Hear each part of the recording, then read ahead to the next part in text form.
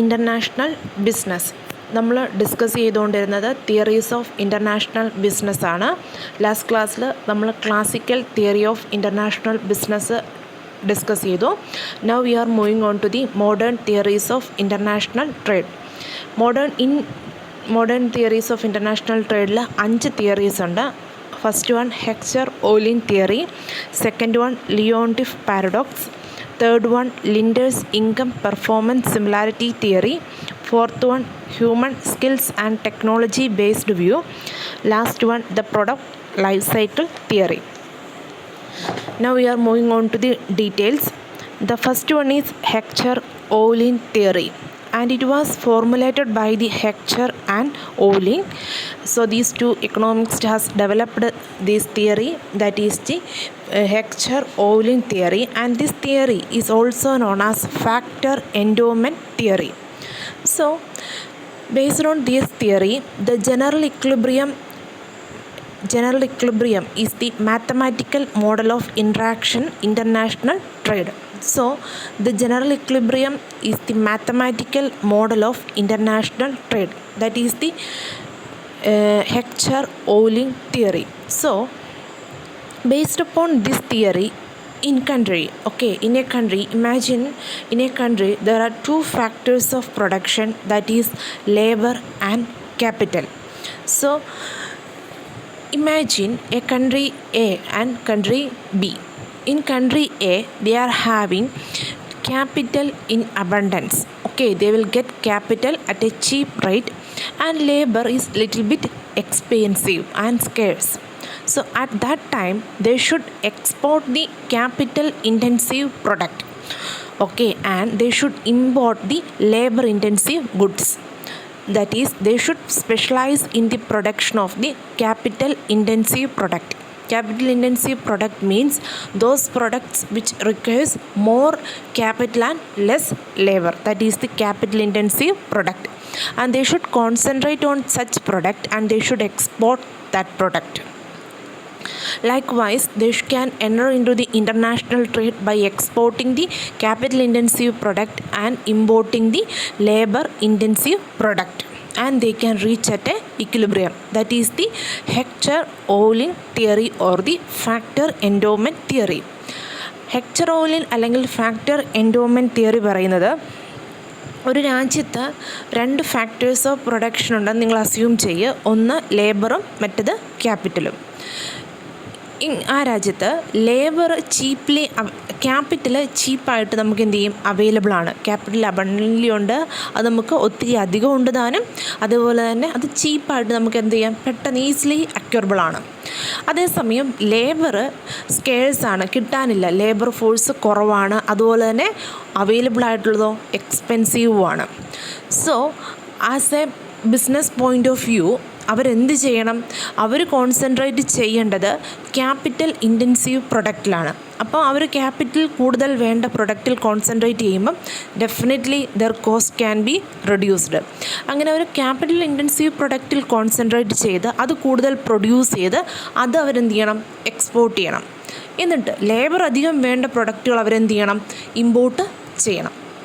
കാരണം ക്യാപിറ്റൽ കൂടുതൽ വേണ്ട പ്രൊഡക്റ്റ് അവർക്ക് എന്ത് ചെയ്യാം, അറ്റ് റെഡ്യൂസ്ഡ് കോസ്റ്റിൽ പ്രൊഡ്യൂസ് ചെയ്യാം, അത് എക്സ്പോർട്ട് ചെയ്യാം. ഡെഫിനറ്റ്ലി എന്ത് ചെയ്യാം, ഏത് രാജ്യത്താണോ ഒരു ചീപ്ലി ആയിട്ട് പ്രൊഡക്റ്റ് അവൈലബിൾ അതിന് ഡിമാൻഡ് കൂടും. അതേസമയം ലേബർ ഇവർക്ക് എന്ത് ചെയ്യാണ്, എക്സ്പെൻസീവാണ്. അപ്പോൾ അവരെന്ത് ചെയ്യണം, ലേബർ ഇൻറ്റൻസീവ് പ്രൊഡക്റ്റ് അവരെന്ത് ചെയ്യണം, ഇങ്ങോട്ട് ഇമ്പോർട്ട് ചെയ്യണം, അല്ലേ? വേറെ ഏതെങ്കിലും രാജ്യത്ത് ലേബർ ചീപ്ലി അവൈലബിൾ ആണെങ്കിൽ അവർ പ്രൊഡ്യൂസ് ചെയ്യുന്ന ലേബർ ഇൻറ്റൻസീവ് പ്രൊഡക്റ്റ് എന്ത് ചെയ്യണം, അവർ അവരുടെ രാജ്യത്തേക്ക് ഇമ്പോർട്ട് ചെയ്യണം. അതാണ് ഹെക്ചർ-ഓലിൻ തിയറി പറയുന്നത്. ഈ തിയറീനെ നമ്മൾ ഫാക്ടർ എൻഡോവ്മെൻറ്റ് തിയറി എന്നും കൂടി പറയുന്നുണ്ട്. അങ്ങനെ labour capital intensive product export ചെയ്യുകയും ലേബർ ഇൻറ്റൻസീവ് പ്രൊഡക്റ്റ് ഇമ്പോർട്ട് ചെയ്യുകയും ചെയ്യുന്നതിലൂടെ അവർക്ക് എന്ത് ചെയ്യാം, ഇൻ്റർനാഷണൽ ട്രേഡിലേക്ക് എൻ്റർ ചെയ്യാം. അങ്ങനെ അവരെന്ത് ചെയ്യും, അതൊരു ഇക്വിലിബ്രിയത്തിലേക്ക് അവർ എൻ്റർ ചെയ്യുകയാണ്, അല്ലേ? അവർക്ക് എക്സ്പെൻസീവായ ലേബർ ഇൻറ്റൻസീവ് പ്രൊഡക്റ്റ് അവർ ഇമ്പോർട്ട് ചെയ്യുന്നു. അവർക്ക് ചീപ്ലി അവൈലബിളായ ക്യാപിറ്റൽ ഇൻറ്റൻസീവ് പ്രൊഡക്റ്റ് അവർ എക്സ്പോർട്ട് ചെയ്യുന്നു. അങ്ങനെ they are entering into an equilibrium also. They will reach at the equilibrium.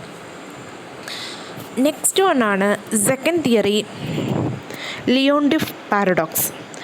According to Leontief, okay, he is a Nobel Prize winner, and it's actually an argument against the Heckscher-Ohlin theory.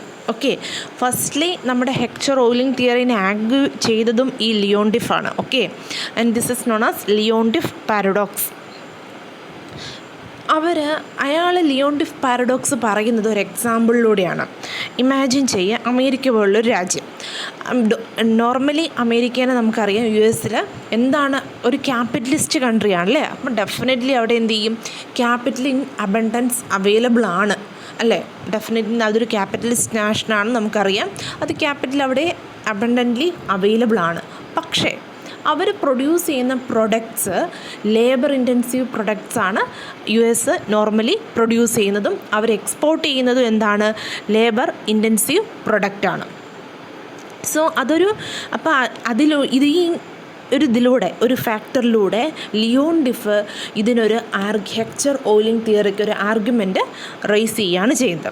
Okay, so according to Leontief, it is known as Leontief paradox, and according to Leontief, okay, capital intensive nations or capital is abundantly available in America, but in America, instead of focusing on the capital intensive product, they are focusing on the labor intensive product, and they are producing much labor intensive product, and they are exporting labor intensive product, and they are importing capital intensive product.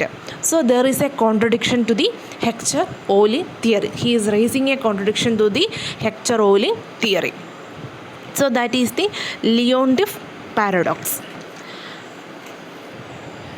Now we are moving on to the third theory, Linder's income performance similarity theory. So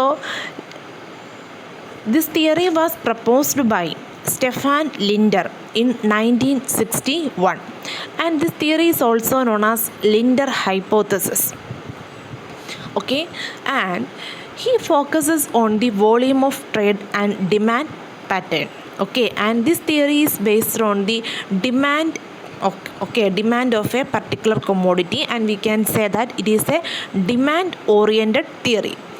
In first theory, that is the Heckscher-Ohlin theory, we can say that is a supply oriented theory. Okay, in first theory, Heckscher-Ohlin theory, we are focusing on the supply of capital or the supply of labor.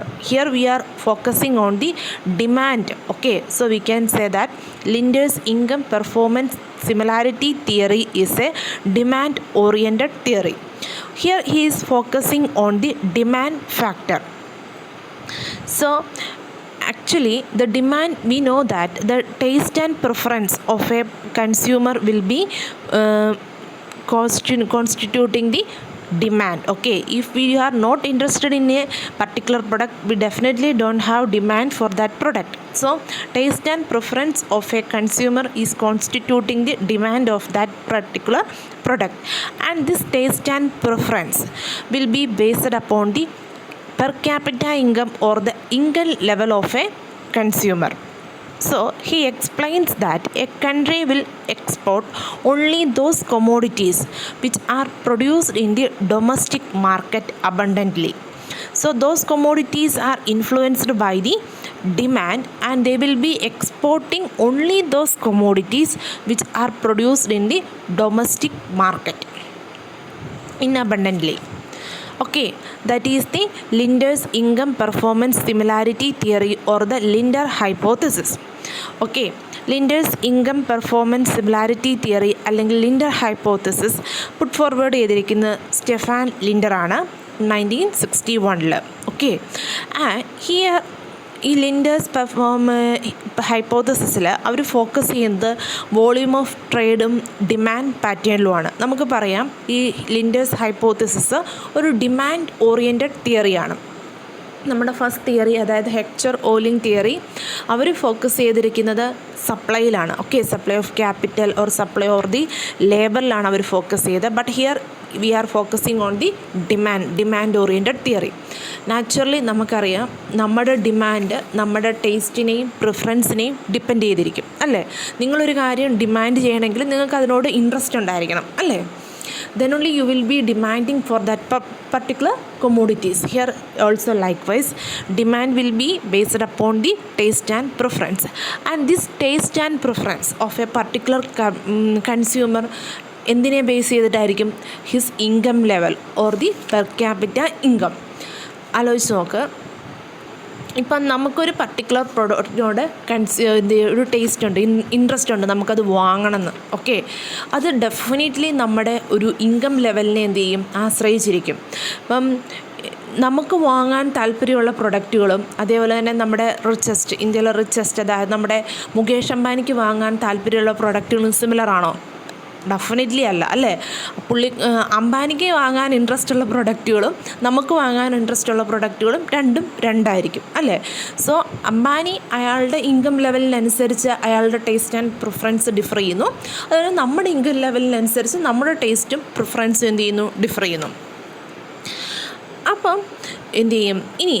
അപ്പോൾ ലിൻഡർ പറയുന്നത് ഒരു country export ചെയ്യുന്നത് ആ ഒരു കൺട്രിയിലുള്ള domestic മാർക്കറ്റിൽ നമ്മുടെ widely produce ചെയ്യുന്ന അല്ലെങ്കിൽ അബണ്ടൻ്റ്ലി പ്രൊഡ്യൂസ് ചെയ്യുന്ന പ്രൊഡക്ട്സ് ആയിരിക്കും അവർ എക്സ്പോർട്ട് ചെയ്യുക എന്നാണ് പറയുന്നത്. ഓക്കെ, സോ ആ പ്രൊഡക്റ്റുകൾ എങ്ങനെയായിരിക്കും? ഒരു മാർക്കറ്റിൽ എന്ത് തരം പ്രൊഡക്റ്റുകളായിരിക്കും കൂടുതൽ പ്രൊഡ്യൂസ് ചെയ്യുക? എന്തിനാണോ ഡിമാൻഡ് കൂടുതൽ അതല്ലേ കൂടുതൽ പ്രൊഡ്യൂസ് ചെയ്യുക? ആർക്കും ഡിമാൻഡ് ഇല്ലാത്ത എന്തെങ്കിലും പ്രൊഡക്റ്റ് നമ്മൾ മാർക്കറ്റിൽ വൈഡ്ലി അവൈലബിൾ ആകുമോ? ഡെഫിനറ്റ്ലി ഇല്ല. സോ എന്തിനാണോ ഡിമാൻഡ് ഉള്ളത് അതാണ് നമ്മൾ എന്ത് ചെയ്യുക? ആ മാർക്കറ്റിൽ വൈഡായിട്ടും പ്രൊഡ്യൂസ് ചെയ്യും. ഇപ്പോൾ ഈ മഴക്കാലം വരാറായി, ഡെഫിനറ്റ്ലി നമ്മുടെ മാർക്കറ്റിൽ ഇപ്പോൾ എന്തായിരിക്കും അധികം പ്രൊഡ്യൂസ് ചെയ്യുക? അംബ്രല്ലാസും, അല്ലേ, റെയിൻ കോട്ട്സ്, അങ്ങനത്തെ കാര്യങ്ങളാണ്. അപ്പം നമുക്ക് ഡിമാൻഡുള്ള കാര്യങ്ങളാണ് നമ്മുടെ ഡൊമസ്റ്റിക് മാർക്കറ്റിൽ നമ്മൾ കൂടുതലായിട്ടും പ്രൊഡ്യൂസ് ചെയ്യുക. അത്തരം പ്രൊഡക്റ്റ് നമ്മുടെ മാർക്കറ്റിൽ എന്താണോ, ഡൊമസ്റ്റിക് മാർക്കറ്റിൽ എന്താണോ കൂടുതൽ പ്രൊഡ്യൂസ് ചെയ്യുന്നത് അതായിരിക്കും നമ്മൾ എന്ത് ചെയ്യുന്നത്? എക്സ്പോർട്ട് ചെയ്യുന്നത്. അതാണ് ലിൻഡേഴ്സ് ഹൈപ്പോത്തസിസ് പറയുന്നത്. Next വണ്ണാണ്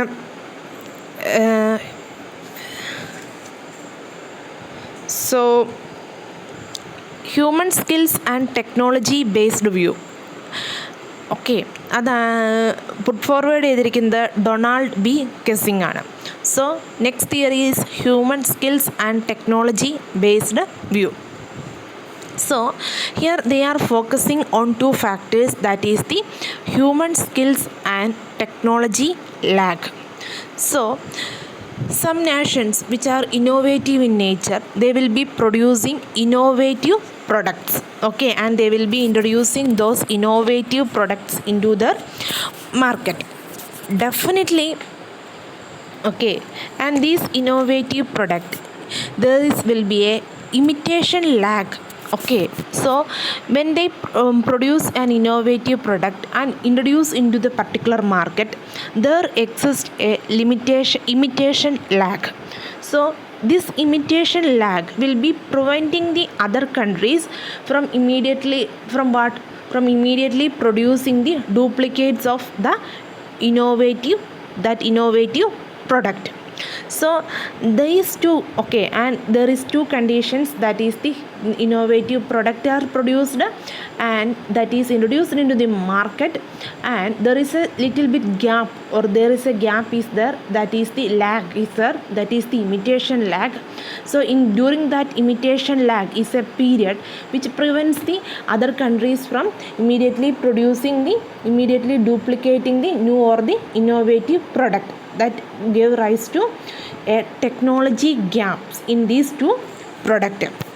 Okay, so that afford the innovating country an export monopoly during the period of imitation lag. അതായത് ഇവിടെ human skills and technology based വ്യൂവിൽ അവരെന്താ പറയുന്നതെന്ന് വെച്ചിട്ടുണ്ടെങ്കിൽ രണ്ട് ഫാക്ടേഴ്സ് ഉണ്ട്. ഓക്കെ, ഹ്യൂമൻ സ്കിൽസും ടെക്നോളജി ഗ്യാപ്സും. അവർ ആർഗ്യൂ ചെയ്യുന്നത് ചില രാജ്യങ്ങൾ എന്ത് ചെയ്യും, അവർക്കൊരു സ്പെഷ്യൽ സ്കിൽസ് ഉണ്ട്, അല്ലേ? അവർ ഇന്നോവേറ്റീവ് പ്രൊഡക്ട്സ് എന്ത് ചെയ്യും, മാർക്കറ്റിൽ ഇൻട്രൊഡ്യൂസ് ചെയ്യും. അവർ മാർക്കറ്റിൽ ഇൻട്രൊഡ്യൂസ് ചെയ്ത് കഴിഞ്ഞ പാടെ എന്ത് ചെയ്യും, ഡെഫിനറ്റ്ലി പുതിയ പ്രൊഡക്റ്റുകൾ മാർക്കറ്റിൽ വരുമ്പോൾ അതിനൊരു ഡിമാൻഡ് ഉണ്ടെങ്കിൽ നാച്ചുറലി ബാക്കി രാജ്യങ്ങൾ എന്ത് ചെയ്യും, they will be trying to copy that. ആ ഒരു പ്രൊഡക്റ്റ്, ഇപ്പം ഞാനൊരു പെന്ന് മാർക്കറ്റിൽ ഇൻട്രൊഡ്യൂസ് ചെയ്തു, അത് നന്നായിട്ട് മാർക്കറ്റ് ചെയ്ത് പോകുന്നുണ്ട്. അതുപോലെ തന്നെ സെയിം ഒരു പ്രൊഡക്റ്റ് കണ്ട് മനസ്സിലാക്കി അത് മാർക്കറ്റിൽ എത്തിക്കണമെങ്കിൽ ഒരു സർട്ടൻ പീരീഡ് ഓഫ് ടൈം വേണ്ടേ? ആ ഒരു ഗ്യാപ്പിനെയാണ് നമ്മൾ പറയുന്നത് ഇമിറ്റേഷൻ ലാഗ് എന്ന് പറയുന്നത്. Okay, that is actually A technology gap. Okay, so ആ ഒരു ഗ്യാപ്പിംഗ് ടൈമിൽ നമ്മുടെ ആരാണോ ആ പ്രൊഡക്റ്റ് ഫസ്റ്റ് ഇൻട്രൊഡ്യൂസ് ചെയ്ത ആ രാജ്യത്തിന് ഒരു എക്സ്പോർട്ടിംഗ് മോണോപ്പൊളി കിട്ടുകയാണ്. കാരണം ആ ഒരു പർട്ടിക്കുലർ കൺട്രിയുടെ അടുത്ത് മാത്രമേ ആ പ്രൊഡക്റ്റ് അറ്റ് ദാറ്റ് ടൈമിൽ അവൈലബിൾ ആയിട്ടുള്ളൂ. ആ ടൈമിൽ they are getting an exporting monopoly during the period of imitation lag. That is the human skills and technology based view.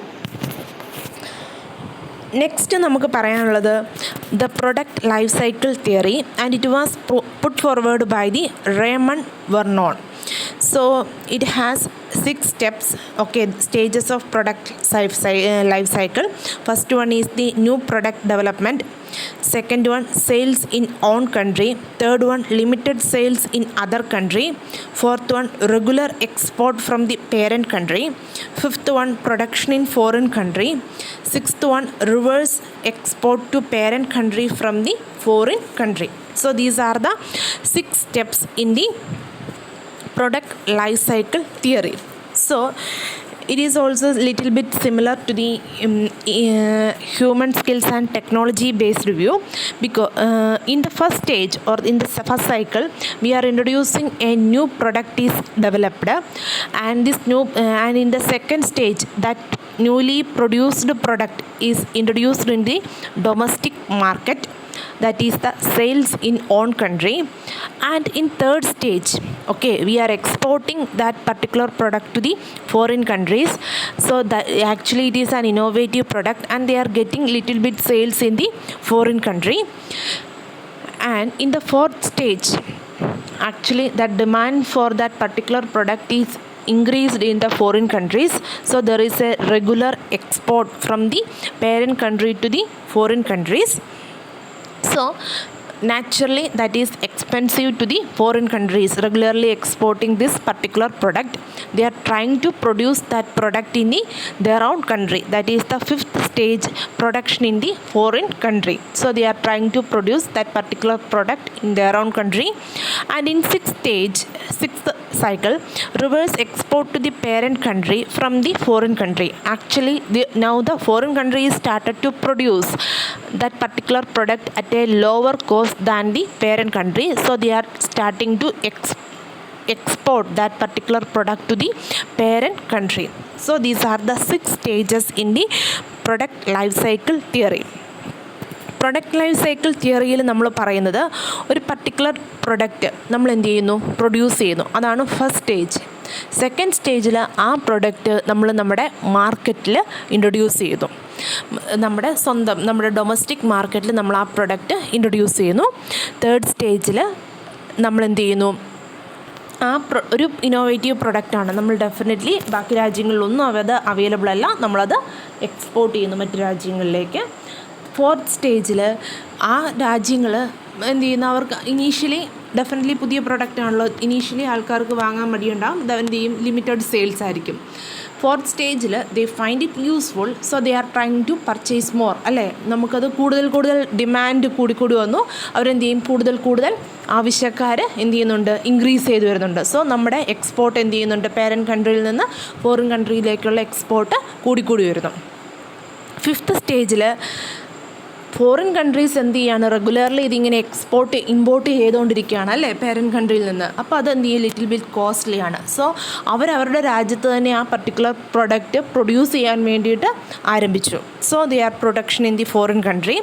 Last സ്റ്റേജിൽ അവർക്ക് ഈ ഫോറിൻ കൺട്രീസിന് ഈ പേരൻറ്റ് കൺട്രിയിൽ അവൈലബിൾ ആയിട്ടുള്ള കോസ്റ്റിനേക്കാളും കുറഞ്ഞ ചിലവിൽ ആ പ്രൊഡക്റ്റ് എന്ത് ചെയ്യാൻ പറ്റുന്നുണ്ട്, പ്രൊഡ്യൂസ് ചെയ്യാൻ പറ്റുന്നുണ്ട്. സോ അവരെന്ത് ചെയ്യും, ഈ പേരൻറ്റ് കൺട്രി എന്ത് ചെയ്യും, ആ പർട്ടിക്കുലർ പ്രൊഡക്റ്റ് തന്നെ ഫോറിൻ കൺട്രിയിൽ നിന്ന് അവരുടെ കൺട്രിയിലേക്ക് എന്ത് ചെയ്യുന്നുണ്ട്, ഇമ്പോർട്ട് ചെയ്യുന്നുണ്ട്. Okay, so that is the product life cycle theory. Today we have discussed about 5 theories of modern theories of international trade. First one is the Heckscher-Ohlin theory or the factor endowment theory. Second one, Leontief paradox. Third one, Linder's income performance similarity theory or Linder hypothesis. Fourth one, human skills and technology based view. Last one, the product life cycle theory.